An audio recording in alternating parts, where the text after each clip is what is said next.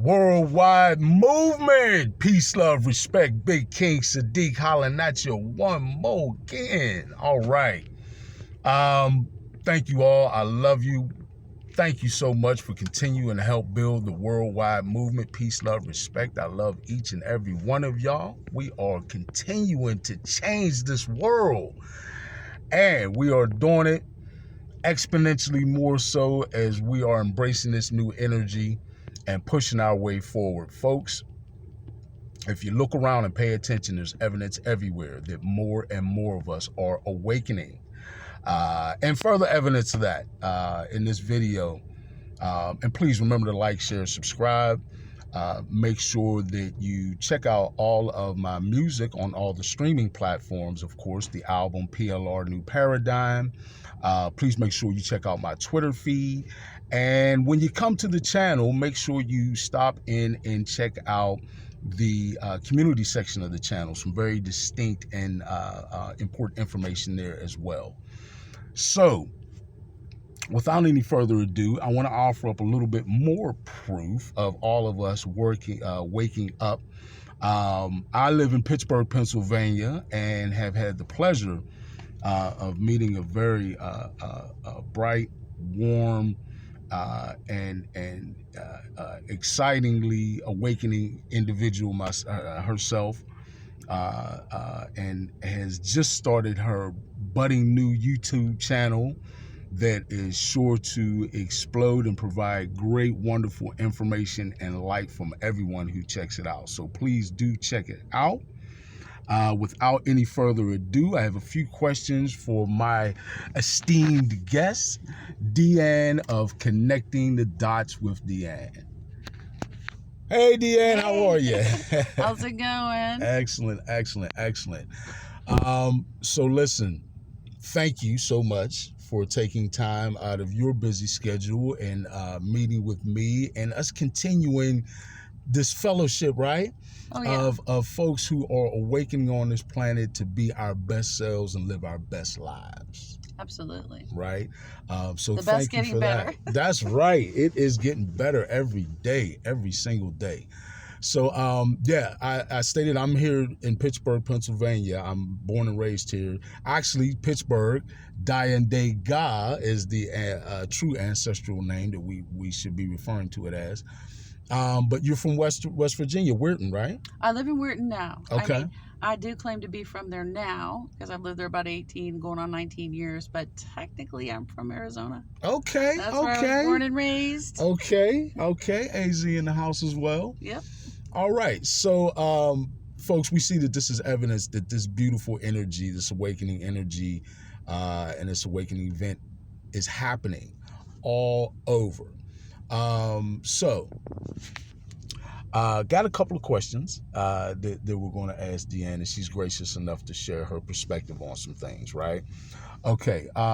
So, DeeAnn, one of the first things I wanted to ask you was, what was the event, or what was the what time, or what actually would you say kicked off, or would be a marking point for when you would say you began your spiritual awakening?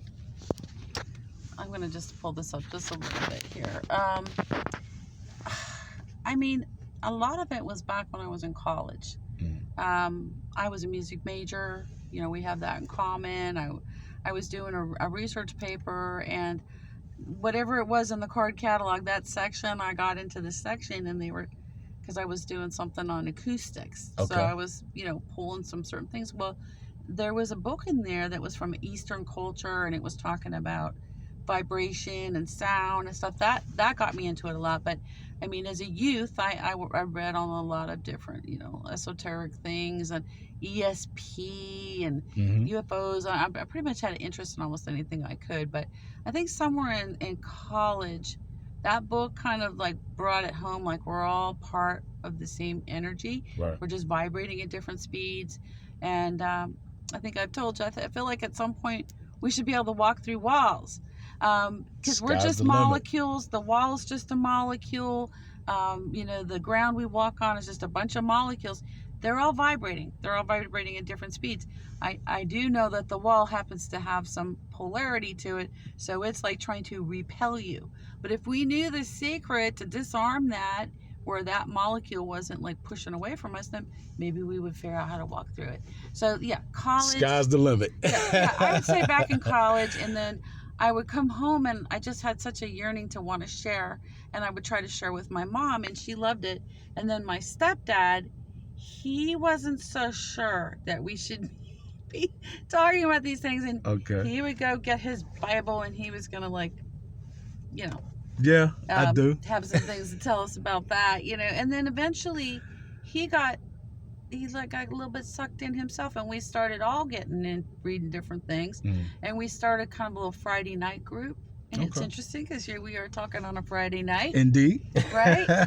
So we liked Friday night because, you know, we could stay up a little bit later if we got on a hot topic. So a lot of times we'd pick a book, we'd read it, and then we'd invite different people to come over. We would experiment with different things. Like, we had this really cool camera where we figured out how to take, like, pictures, and it would show your aura and your hand.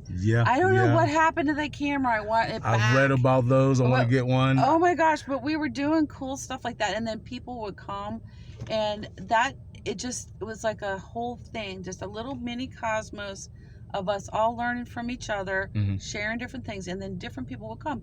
And one of the people that came was Willie Whitefeather. So I mean, he shared a lot of Native American stuff, and you can look for his books. He's got a number of books out there. I know you've written a book, and Indeed. I've done some lectures on Willie Whitefeather's things that he shared with us, and I want to share that on my channel too. I'll be sharing Native American stuff, sound and vibration, right up my alley. But very important. I just pick pieces, and I don't know how to do anything but collect them. It's like a puzzle, and I know some of these pieces go this way, but I've got some more that I'm keeping on the table until I figure out where they go. Is it going to be a corner piece? Is this going to be a side? And we shall see how it fits. And listen, folks, I think that DeeAnn brought up something very important, is our willingness to pay attention to and listen to the indigenous folks on the planet, right? I consider myself geo-indigenous, right? And have talked often about the fact that let's not be sucked into the misnomer that all folks who are quote unquote black, which we know I'm moving away from that term, right? But that we're not all the descendants of slaves, right? In fact, that's a marginal percentage of the population here. And we are indigenous to these lands. But indeed, we need to listen to the indigenous all over the world, folks, because there are a plethora of stories and information that they can offer us to give us light and guidance as we move forward in this transition, right? As we change the paradigm on this planet. So I do have another question for you. I wanted to move into, DeeAnn, and we've talked about this a little bit ourselves. But that's on like astral planing, remote viewing, different ways people want to, different terminologies that folks use with that. But outer body consciousness, right? So talk to me just a little bit about that, about perhaps some of your experiences, your thoughts on that subject. Yeah, definitely. I think this is something that we talked about, and I'm just going to move it down just a little bit here because I feel like we're just getting funny view there. Okay. Anyhow, we both shared that, like, as a child, I felt like I could fly. And I felt like I flew over my neighborhood. I could draw you very detailed maps and even show you, like, who had a swimming pool in their backyard. This is Phoenix. Everybody's kind of wants a swimming pool because it gets real hot. But I could put the tree placements, and I could put where the diving board was, you know, and that's not like I had been in everybody's backyard. So I felt that was a very real experience. And like we were supposed to draw our neighborhood, and everybody drew, you know, houses in a row like this, and I drew an aerial view. Like an aerial view, right? Okay. And that's where, you know, my mom could see something was going on with me. Luckily, she kept with that. But as far as astral, so I think that was astral. I don't know if Okay. I actually really was doing that or I was doing it astral. It's probably more likely astral. Mhm. But 9/11 is when something really kicked off. Okay, I was exhausted every night after that, just so tired for like days and weeks on end. And I was having, at some point, I kind of had a little bit of a vision about it. And what I was recalling was that I was in the wreckage, helping get spirits out. So I was like flying there and visiting.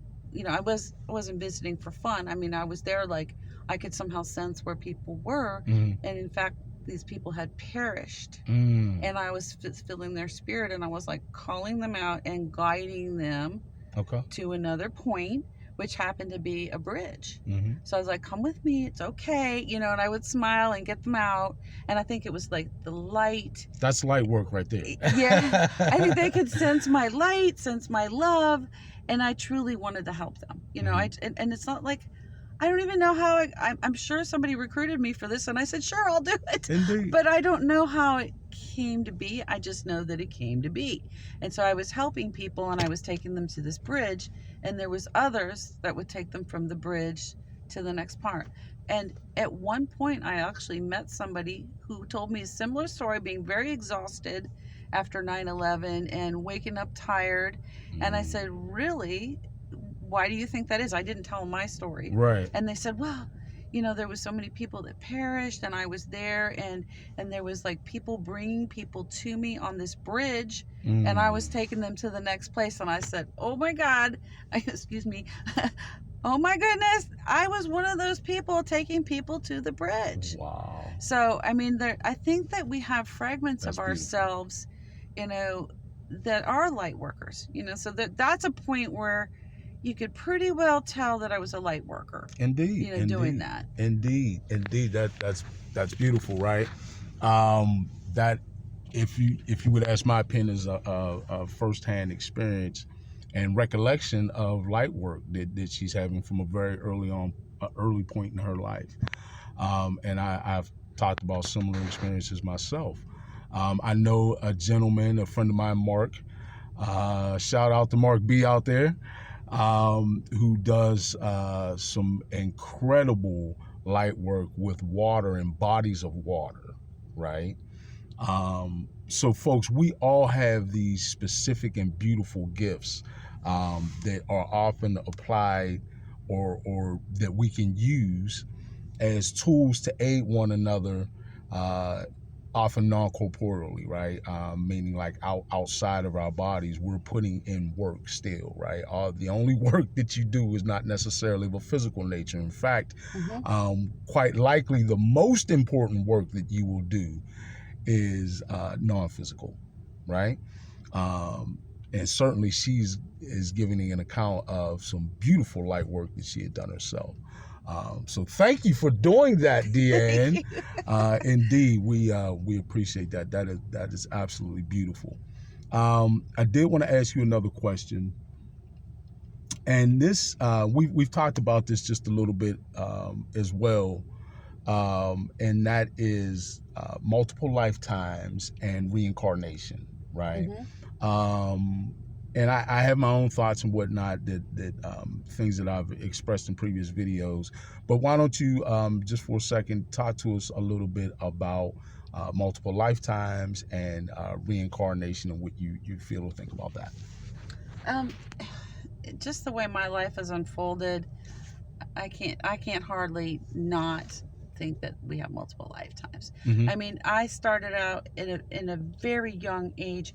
I was like toddler age. I was the age where you can hug your mom's leg. So I was quite young, and I would see people, and I would have like this creepy feeling like that's one of them, whoever them was. It might be like a bag boy at the grocery store. Like, I would recognize him there was something in his eyes, and I would just be like so scared, and I'd be like clinging to my mom's leg. And I had very early visions of being held in a cage, like a metal slats, like Yeah. square, like a metal cage, Wow. and kept there for a long time when I was very, very young. Wow. And I didn't know if the people I would see that was one of them put me in the cage, or if it was just inadvertently I recognized somebody. But I really felt like something was going on when I was young, and then as I got older, I really couldn't tell who one of those was anymore. And I think the veil, that's important. closes on you. I recently heard that when we're born, each of us has an angel present. I'm like, oh, that's beautiful. I love that. And it probably doesn't surprise me, but what I heard is that the angel touches you on between your nose and your lip, which they often call this right here the Cupid's bow on your lip. All right. Like girls who have to put, lip liner on, lipstick, we know it's called the Cupid's bow. The Cupid's bow. But supposedly, first time I'd heard of that. when the angel touches you here, it begins the process of the veil closing. Okay. So you're born with the veil open. This is one belief system. Again, can I prove it? No, it's just one of those pieces that I've gathered along the way on my little puzzle table where I'm connecting the dots. Exactly. And it's kind of interesting. So, when I was younger, I had an imaginary friend. His name was Ego Wops. Okay. What that means, where he's from, I'm not quite sure. But you never know when you're going to have a confirmation of it. So Ego Wops seems to be he was real to me, but I was a toddler. I was small enough to crawl under the bed. Well, so you're talking about I was very small to be playing under there. Yeah. Children are definitely multidimensional, at least all the way up to their first 6 months, right? Yeah. And they have a very vivid multidimensional experience that we really don't realize the depth of as adults, because more and more, like you said, as we get older, the veil closes off our dimensional perception. Yeah, that recollection, it gets a little harder. Now, fast forward, at some point, I did go and have like a past life reading, and they started saying, at some point you were imprisoned. You were very powerful in another light. You were a very good healer, but you were misunderstood, and they kept you in a cage. And, where some people might have maybe been burned at the stake or thrown in a river to see if they drowned or if they lived, and it was kind of like the wrong answer either way. Well, they didn't have a not good something answer. pleasant. If they're like tying you up and throwing you in the river, it's not really a good thing either way. But they said, Indeed. In my case, I guess I was a powerful enough healer that this is what I was told, that they were actually afraid to burn me at the stake, that I would come back and haunt them. So it's like, was that a confirmation of that recurring dream I used to have of being in this metal cage?